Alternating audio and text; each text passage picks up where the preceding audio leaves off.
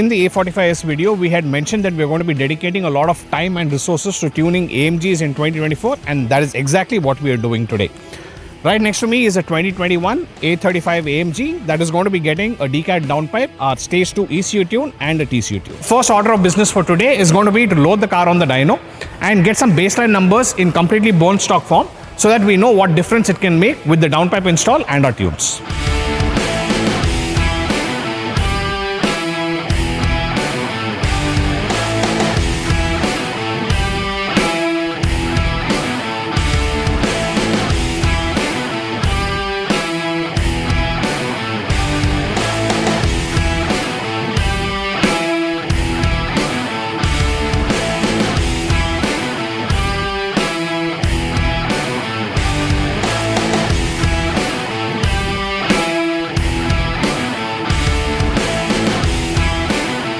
The next thing is going to be to put the car in dyno mode. That can be done very easily on these AMGs with a very simple process. So you hold the main button and the back button for about 10 seconds when you're in this menu, and then you let it go and press the home button. So then you scroll all the way to the left until it shows workshop mode. So here you need to click on the dyno test and then click on roller test. So this activates the dyno mode on these cars and disables all the traction control systems so that we can do a pull. So now let's start the car.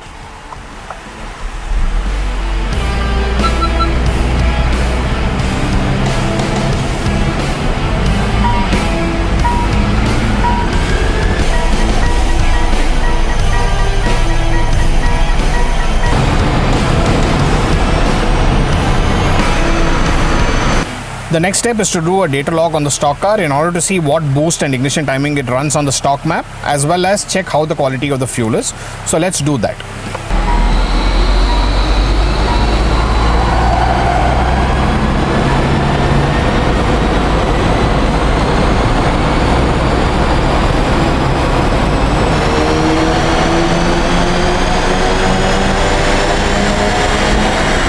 So this is the lambda set point and the lambda actual on the car. As you can see from the graph over here, the car actually runs a lambda of 1 all the way up until 6000 rpm. So 6000 rpm is where the lambda drops down to about 0.86. So now we are looking at the intake manifold temperatures and comparing them to the ambient temperatures. At red line, the ambient temperatures are about 33 degrees, and with the stock map, the intake air temperatures are about 44 degrees. So that's about a 11 degree difference between the ambient and the intake air temperatures, which is not that bad. But once we start increasing the boost, that might increase a lot further. So let's see how that goes once we flash the tunes as well. So now we're looking at the boost pressure set point and the boost pressure actual. Looks like these engines actually run pretty considerable amount of boost.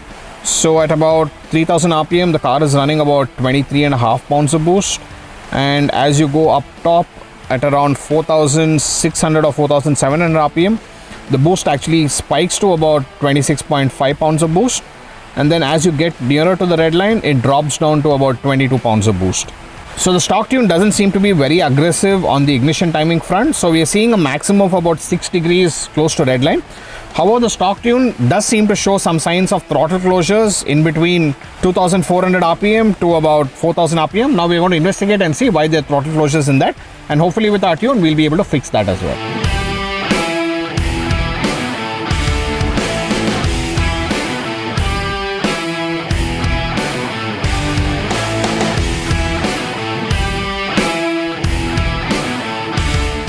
Now that we have all the base data logs and the base dyno runs, we put the car on the lift and we're going to swap the OE downpipe on the car with this Harmonixx decat downpipe.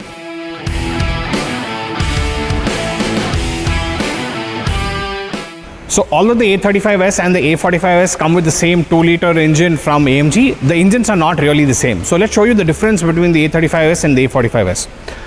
So on the A35S, the turbocharger basically sits on the front of the engine. However, on the A45S, the turbocharger sits behind. So the downpipe installations are pretty complicated on the A45S because the turbo has to come off so that we can get to the downpipe. However, the installation process on the A35S is a lot simpler. So you have the heat shield over here for the auto sensor and the downpipe. This is basically the charge pipe. So the charge pipe will have to come off. This heat shield will have to come off. The ECU cover will have to come off. This particular box will have to come off. And then we'll remove the rest of the parts from underneath the car as well. So before you start working on the car and removing the sensors or any hardware parts, it's imperative to disconnect the negative battery terminal and cover it like this so that there is no miscontact that happens with the battery. So let's start removing all of the components one by one so that we can get to the downpipe.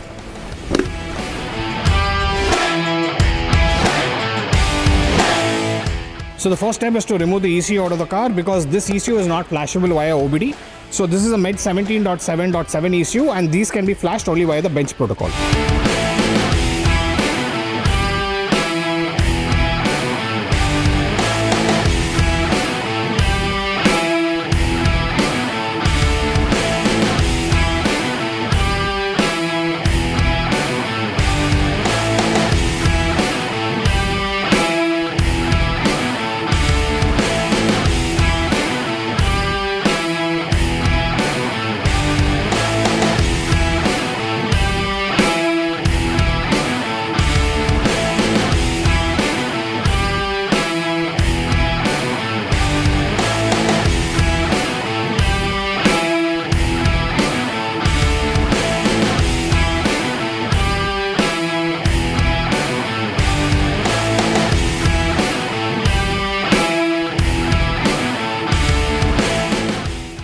So we finally managed to remove the stock downpipe out of the car. Not only did the subframe have to come down to make enough clearance to get the downpipe out, but we also had to remove the fan assembly as well so that the downpipe would come out very easily.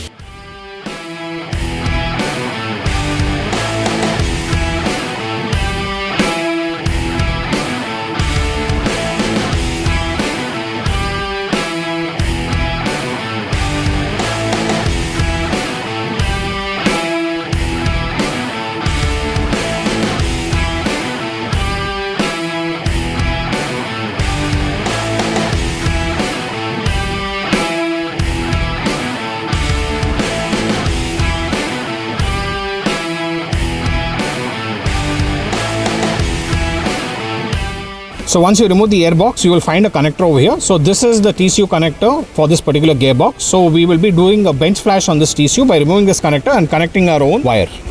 So these 2-liter AMG cars basically come with two generations of the gearbox. So the Gen 1 gearbox is basically found on these A35s and a couple of the older cars that were started from 2016 to about 2021. The A45s that we had posted a video earlier of, that runs a Gen 2 gearbox and the protocols for that to flash have come out very recently. The protocols for these cars have been existent for quite a while. However, to flash these particular gearboxes, you will need special cables. So this is the cable for the Gen 1 gearboxes and this is the cable for the Gen 2 gearboxes. So we'll show you a close-up of the difference between the connectors between both the generations of the gearboxes in a while.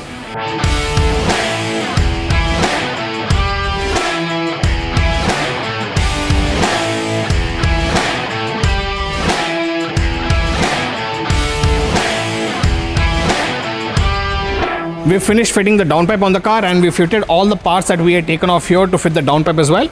So we've also flashed the revision 1 of the stage 2 ECU tune on the ECU, and now we're going to put the ECU back into the car, connect everything, start the car, make you guys listen how it sounds on a cold start, and then put the car back on the dyno to get some data logs and dyno charts on revision 1 of our tune.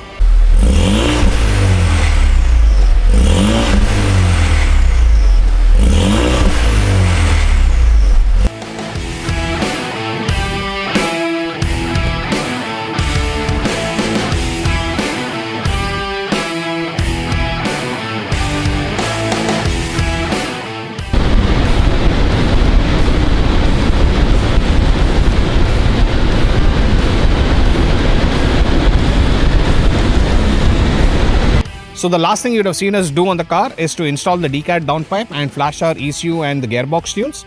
And if you think this is going to be yet another video where we do our magic, load the car onto the dyno and make bucket loads of power, then sadly both of us are going to be very disappointed. This is a data log from a completely bone stock A35S and we wanted to show you guys some of the interesting stuff that we noticed while dyno testing this car. So this is the 4th gear pull we did on a dyno from 1800 RPM all the way to about 6200 RPM.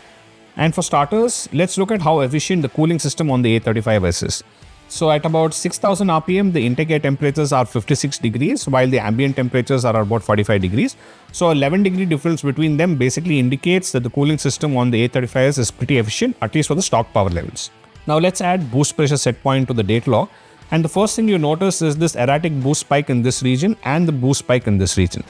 Most OEM boost curves are very smooth. However, that does not seem to be the case in the A35S. However, what the ECU basically does is a lot of safety parameters are built into these maps. So every time there is a boost spike over here, what the ECU does to protect the turbo from blowing and overspinning is to reduce the throttle position from 100% back down to 83% in order to save the turbo. So once the boost comes back under control, you can see that the ECU basically opens the throttle back up to 100%. And when it sees another boost spike, what it does is it starts shutting the throttle again to 93% before again opening the throttle to 100% once the boost is back under control. Now let's look at how the OEMs tune for AFR or lambda. So most OEMs target a lambda of 1 until higher RPMs. So as the RPMs increase, the cylinder pressures start to increase rapidly and the combustion chamber temperatures also start to increase rapidly. So in order to bring those under control, you have to dump a lot more fuel and run a much richer mixture. So that is why you see that the lambda basically goes from 1 to 0.88 as the RPMs increase on these engines. So now let's compare the data logs between the stock A35S and the stage 2 map that we've loaded on the car. So we're going to show you the difference between the lambda set point between the stock tune and our stage 2 tune. So as we had described earlier, the A35S stock map basically runs a lambda of 1 up until 5000 odd RPM and then it drops down to about 0.88. However, on our stage 2 tune, we basically start running a much richer mixture as early as 3400 RPM. And then we target a lambda of 0.82 all the way to redline in order to get the best performance and reliability from the engine. The next thing we're going to look at is the actual boost curve between the stock tune and the stage 2 tune. So the dotted line is basically the stage 2 boost curve and you can see that we are commanding about 3 psi more boost over the stock curve. However, when we dyno tested the car with this map, it basically did not make any difference to the low end power, although we are commanding nearly 3 psi more boost. So now let's show you guys why that happened. Let's add accelerator pedal position of the stock map and our stage 2 map into the mix. 100% accelerator pedal position means the driver of the car has basically pressed 100% accelerator pedal down all the way with his right foot. So even though the driver can request 100% power and torque, the ECU actually decides how much of power and torque to give. So that can be seen by the throttle position. So throttle position is basically the position of the butterfly valve that sits inside the throttle body. So on the stock map, we had initially shown you guys how the throttle position had come down to 83%. But what you can notice over here is on the stage 2 map, the throttle position starts to close as early as 2100 RPM and goes from 100% to about 24% and remains shut all the way till about 5300 RPM. So when the throttle is shut from 2100 RPM to about 5300 RPM, this prevents the engine from making the rated power and the torque, and we'll explain to you guys in the next slide why this happened. ECUs cannot measure horsepower directly. What they can measure is the engine torque, and then they use a mathematical formula to convert that torque value into the corresponding horsepower value based on RPM. So now let's add the engine torque of the stock map and our stage 2 map into the data log over here. So the solid line over here is the engine torque that the ECU basically data log from the stock map, and the dotted line is basically the stage 2 torque that the ECU data log. So you can notice that our stage 2 map actually started producing more torque than the stock map all the way up until this point. So this is the point where the ECU sees that we are running about 406 Nm of torque. However, the torque limiter on the CPC module is set by Mercedes engineers at 400 Nm. So whenever the ECU crosses this 400 Nm torque limiter, it starts to shut the throttle down in order to bring the torque below that 400 Nm. So that is what you see happening over here. And at some point here, basically the ECU says, let me try to increase the torque a little more and see what happens. So you can see that the torque is slightly increasing and hits about 426 Nm.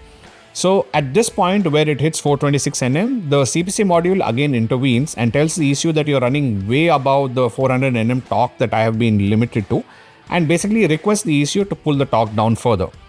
So you can notice that the torque again starts coming down and remains close to that 400 Nm that the CPC module is limited at all the way through this part of the RPM, and it's only here where you're much under 400 Nm of torque that you can see that the stage 2 tune makes way more torque at the higher RPMs.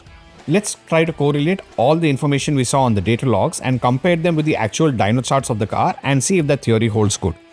So in the initial part of the rev range, you can see that the stage 2 map in red actually starts to make more power up until this point. This is the point where we crossed that 400 Nm torque limit and the ECU basically started to shut the throttle pretty aggressively. We hardly see any gains in this point, At about 4500 RPM, you can see that we made about 20 horsepower gains. However, the throttle was still continuing to remain shut during this entire process. So it's only when we crossed this point at about 5300 RPM, we see that the ECU on the stage 2 maps actually starts to make more power.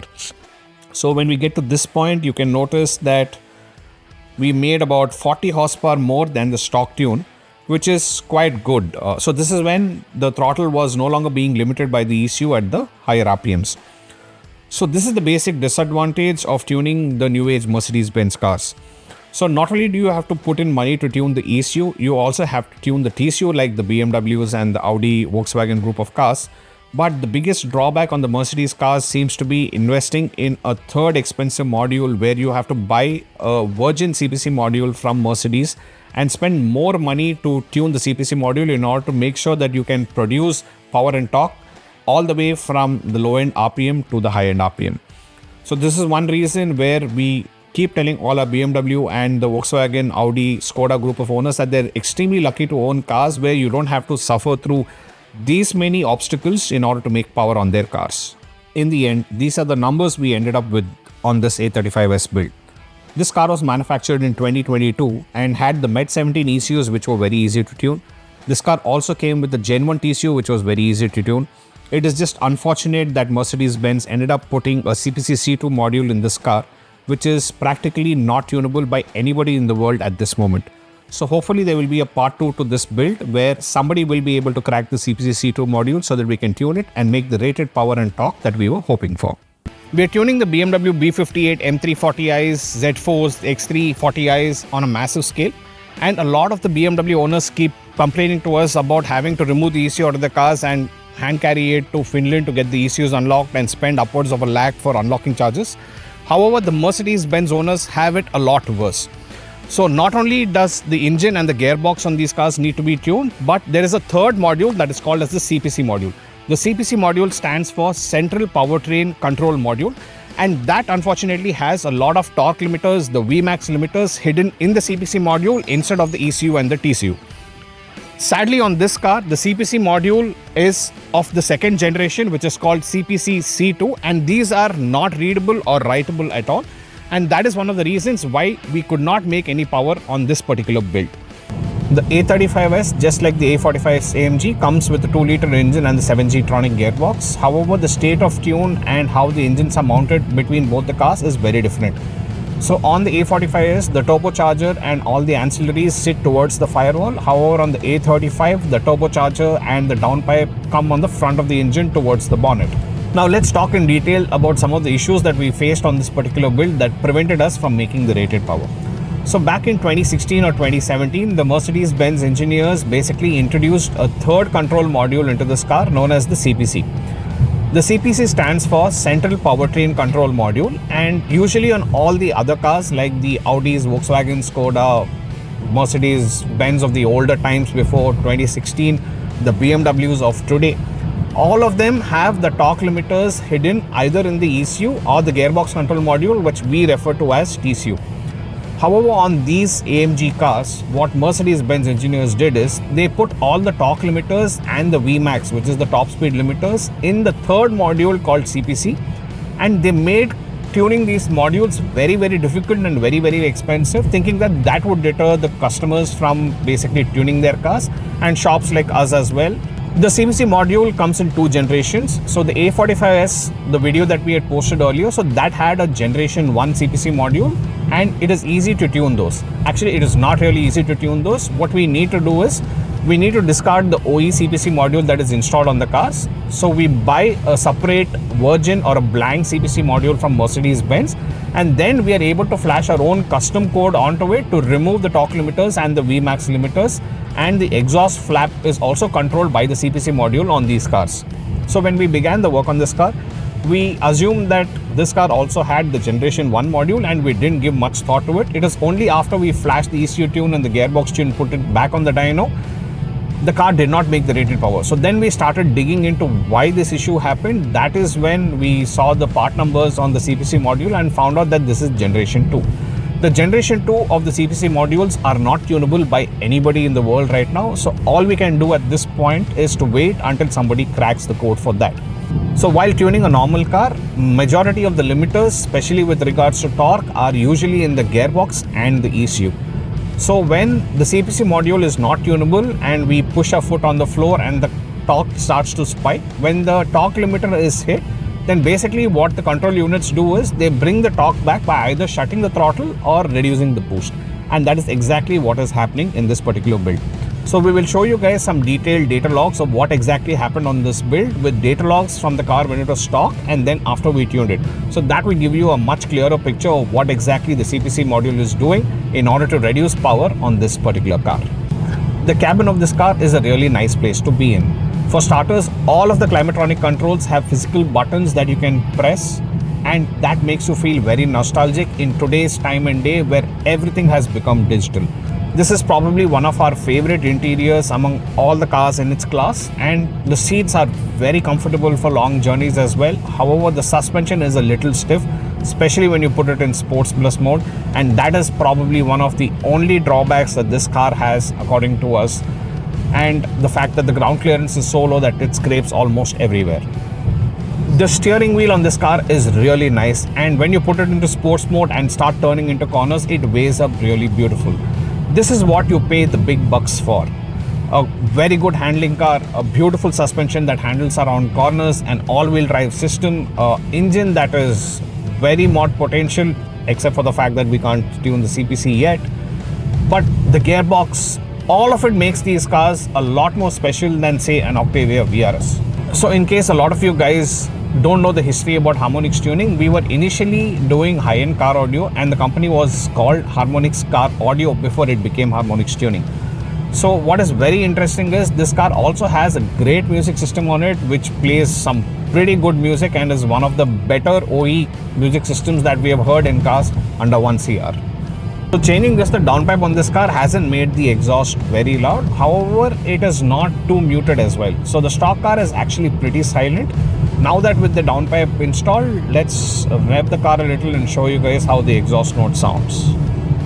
So right now I'm in third gear at about 3,500 RPM, and let's go full throttle.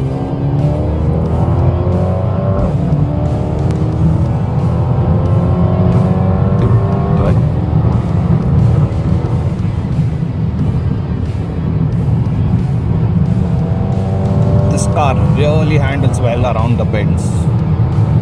And the way the steering weighs up is beautiful as well. And the brakes. The brakes on this car are a league ahead of the 2-liter cars that we've seen under 50 lakhs. Prior to shooting of this video, we only used to tune the Mercedes-Benz cars, and we did not have an option to service them. A lot of our customers have been requesting us so that they can get the cars serviced in-house, and we have some great news for all you Mercedes-Benz owners.